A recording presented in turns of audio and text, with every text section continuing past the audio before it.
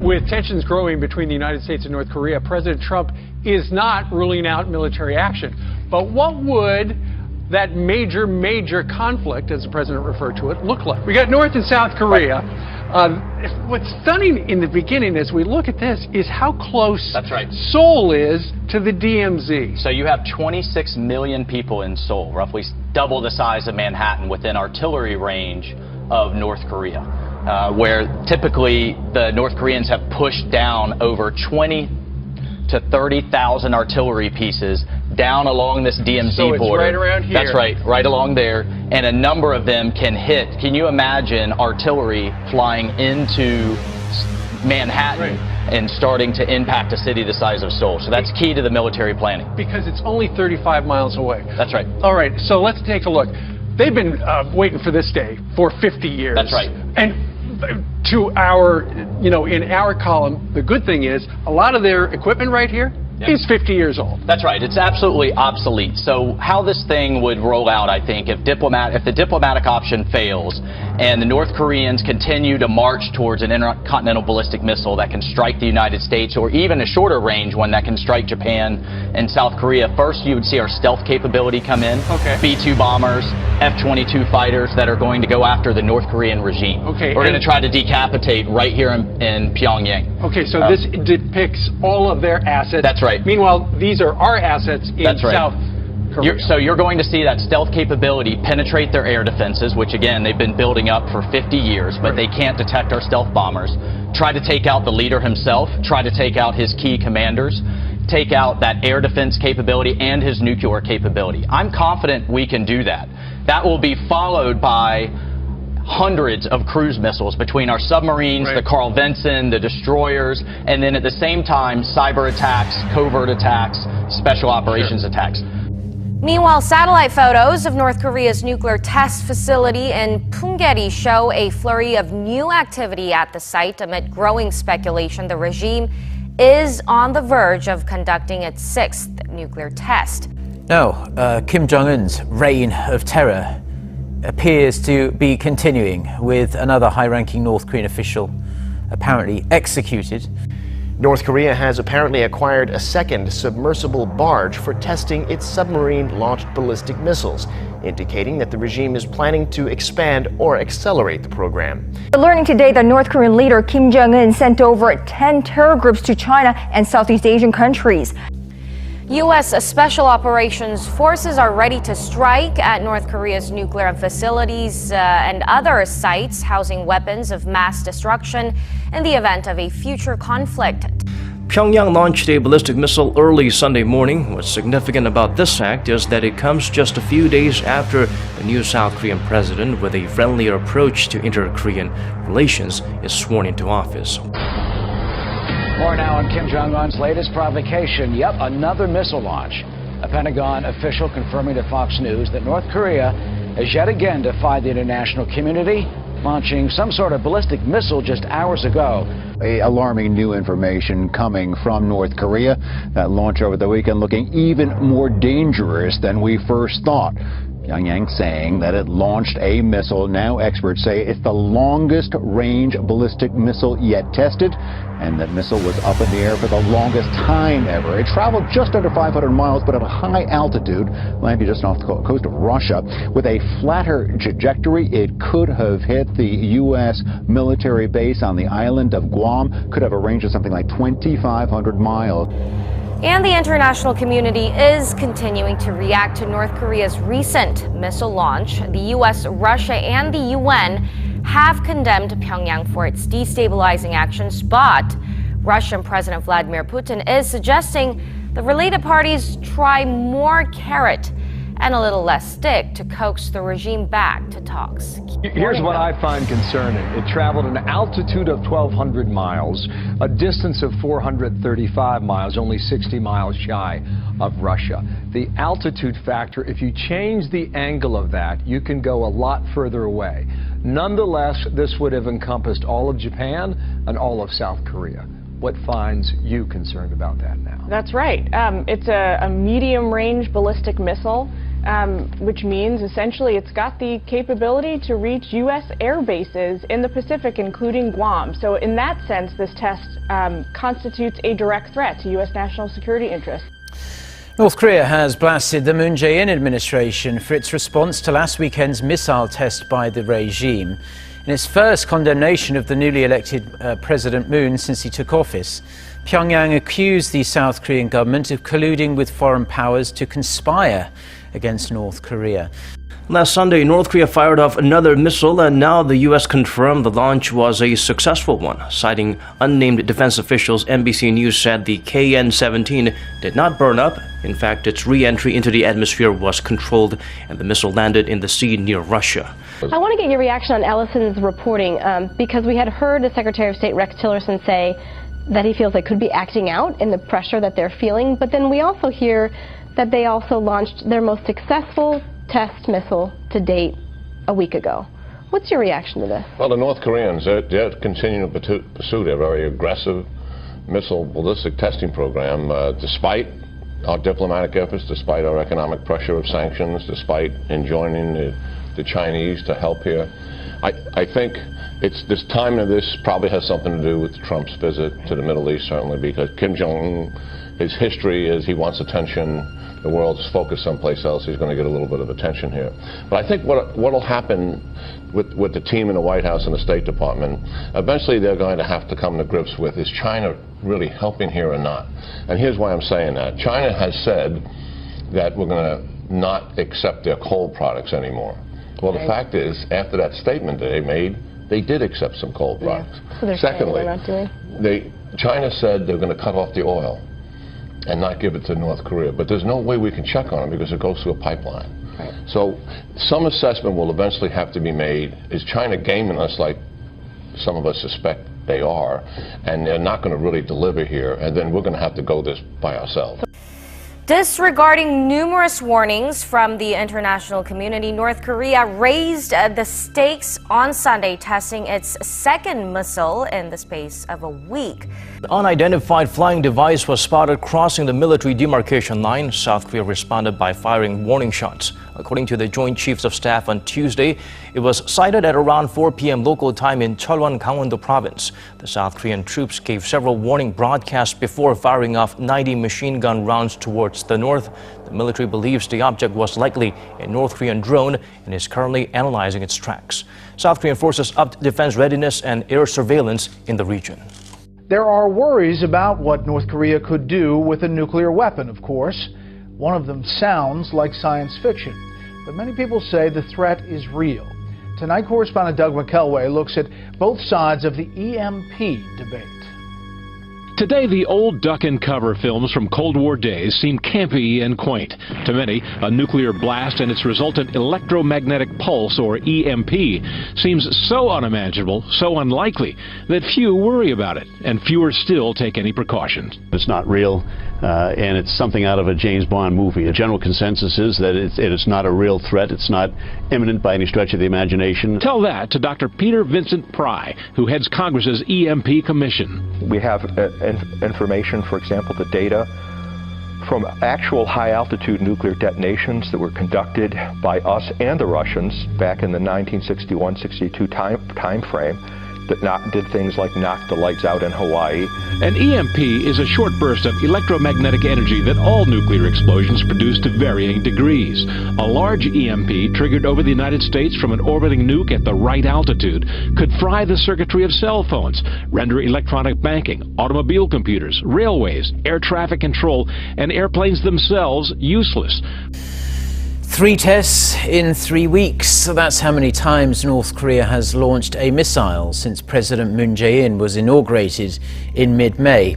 Experts say the continued provocations are Pyongyang's way of sending a message to South Korea and the United States. They also expect more to come over the next month, ahead of a highly anticipated summit between Presidents Moon and Trump at the White House.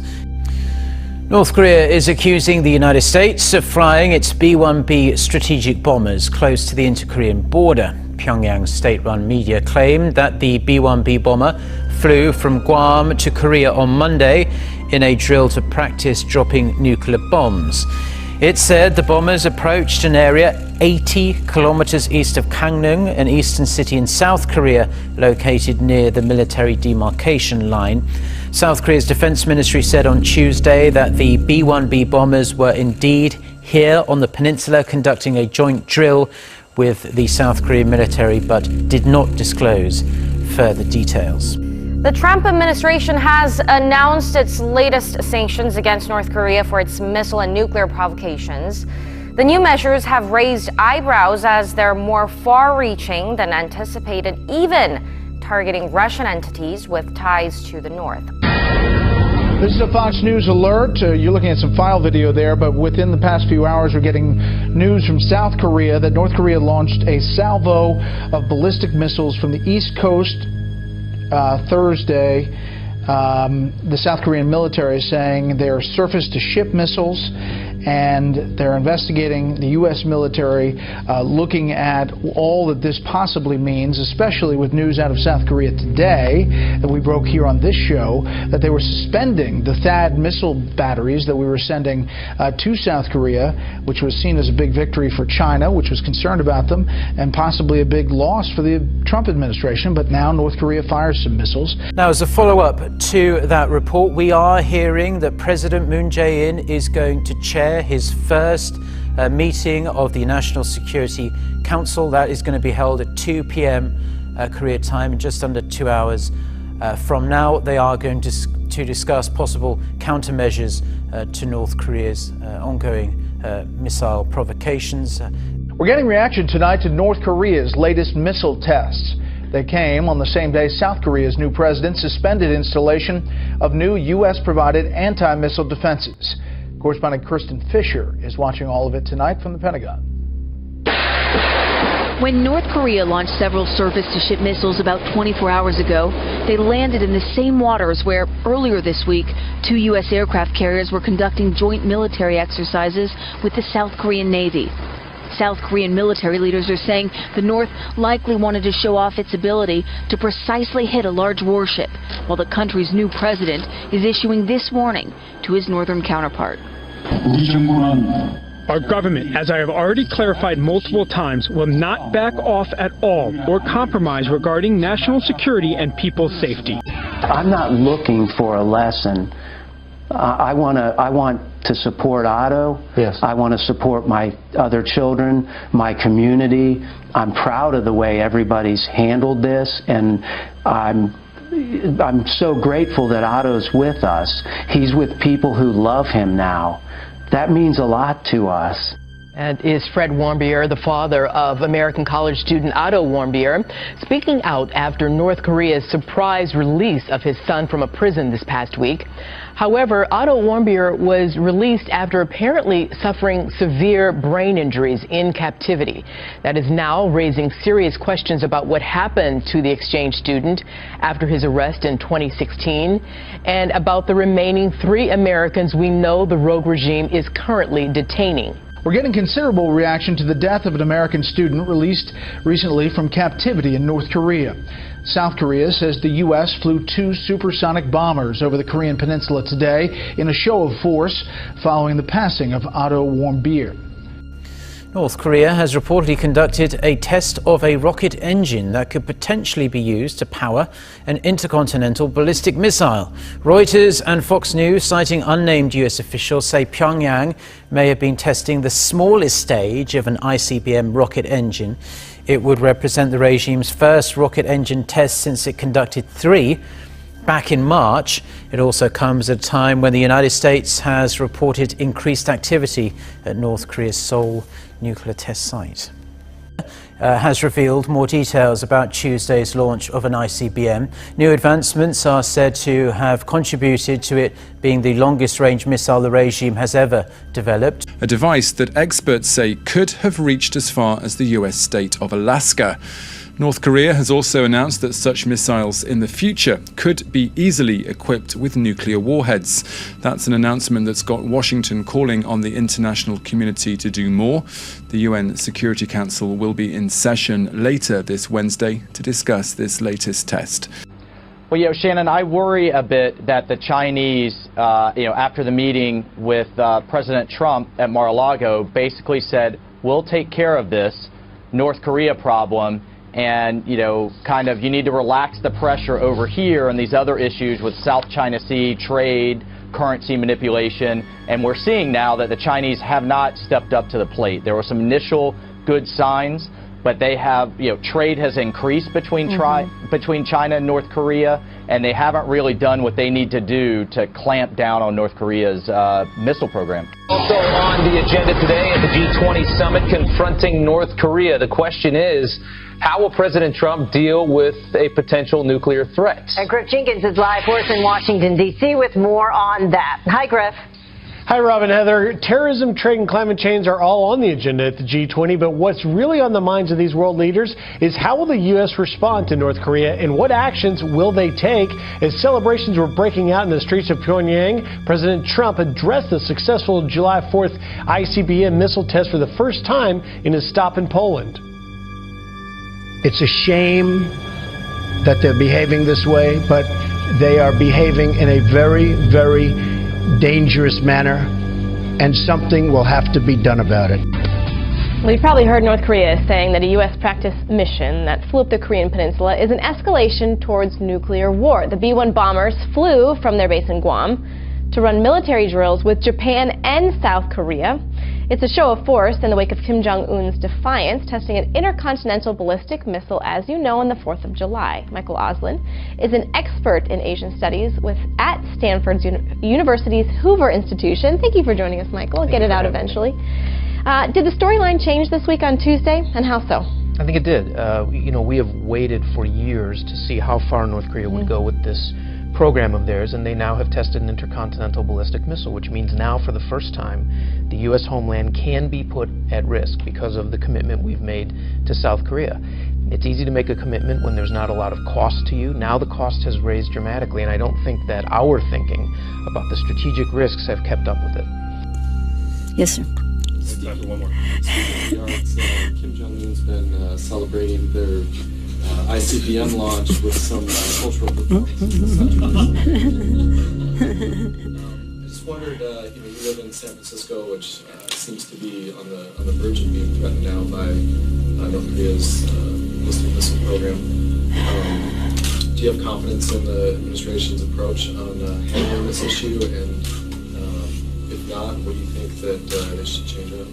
Well, let me just say that I'm one of the few members of Congress who's been to Pyongyang, to the capital. Korea, since last September, seems to have added some plutonium to its stockpiles for nuclear weapons, though the amount isn't yet known.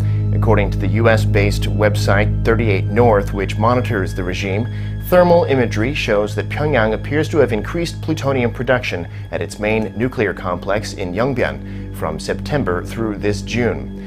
The report said the radiochemical laboratory was operating on and off, and that there had been at least 2 reprocessing campaigns to produce an undetermined amount of plutonium. The report noted increased thermal activity at Yongbyon's uranium enrichment facility as well. Morning, Rob and Heather. Well, look, we keep coming back to just how significant this launch was from the North Koreans. Not only is it the first missile capable of hitting the Alaskan coast, something President Trump said would never happen, but it was also launched from a mobile launcher, meaning it is almost impossible to track, and we simply wouldn't know how many the North Koreans had or where they might be. Waiting for North Korea to respond to South Korea's suggestion to hold military talks, the line is still cold. As a result, the talks that Seoul suggested takes place today at the border village of Panmunjom have been canceled. We start with North Korea, where recent satellite imagery shows activity at a shipyard, signaling a potential missile launch, this time from below the water. The latest development comes after the North ignored South Korea's offer for military talks aimed at easing tensions. The United States is planning to conduct another test of its anti-missile shield to counter the growing threat from North Korea. The Pentagon could launch a THAAD anti-missile interceptor as early as next weekend from a base off the southern coast of Alaska. The United States is reportedly concerned North Korea could launch another ballistic missile by the end of this week. Quoting an anonymous U.S. defense official, CNN says transporter vehicles carrying ballistic missile launching equipment were spotted moving near Puseong. This usually indicates a launch within 6 days. North Korea is warning the United States that it will launch a preemptive nuclear strike on the American heartland if it feels the regime is being threatened by Washington. The remarks came from Pyongyang's Armed Forces Minister Park Yong-sik on Wednesday during a speech to commemorate the 64th anniversary of the Korean War Armistice Agreement. Now to another Fox News alert for you. Some brand new warnings that North Korea could strike U.S. shores with a nuclear missile within a year. This as Iran looks to conduct their own launch. Joining us now this morning is Hudson Institute Fellow and National Security Expert Rebecca Heinrichs. Rebecca, thank you for joining us. Hi, Heather. So what was your initial response then when you heard this information yesterday? Well, you know, North Korea and Iran, two countries, have a long history in the past of working together on their missile programs. And there is some recent reporting that perhaps they might be working together again. Former U.S. Ambassador to the United Nations, John Bolton. John, I was thinking how many times you and I have chatted right after a missile test, a missile launch. And already I was hearing someone say that the son now has had, that is Kim Jong-Un, has had more launches than his father and grandfather combined. So what is he getting at here? What is he rushing to do? Look, their objective for 25 to 30 years has been to be able to hit the United States with nuclear weapons delivered by ballistic missile. And they have gotten very close. This launch is one more indication of how close they are. I don't think this is conjecture. I think this is something our military, the South Korean, Japanese officials now very concerned about. And I have to tell you, it reflects the failure of American policy for 25 years over 3 administrations to deal with the reality that North Korea was determined to get deliverable nuclear weapons, and we have failed to stop them. So what do we do? Well, I think first we learn the lesson that, you know, the essence of statecraft is finding incipient threats and making sure they don't become real. We have failed here. Diplomatically, we have very limited options, I think. I've indicated before, I won't go into the details. I think we need to reunite the Korean Peninsula. I think that's the only real way. But as I think our military officials are increasingly saying, the military option now has to be looked at. And I understand the devastation this could bring to the Korean Peninsula. Nobody wants to be faced with this. But if the other option is dead American civilians killed by a nuclear weapon launched by a regime that's the only hereditary communist dictatorship in the world, what's an American president supposed to do?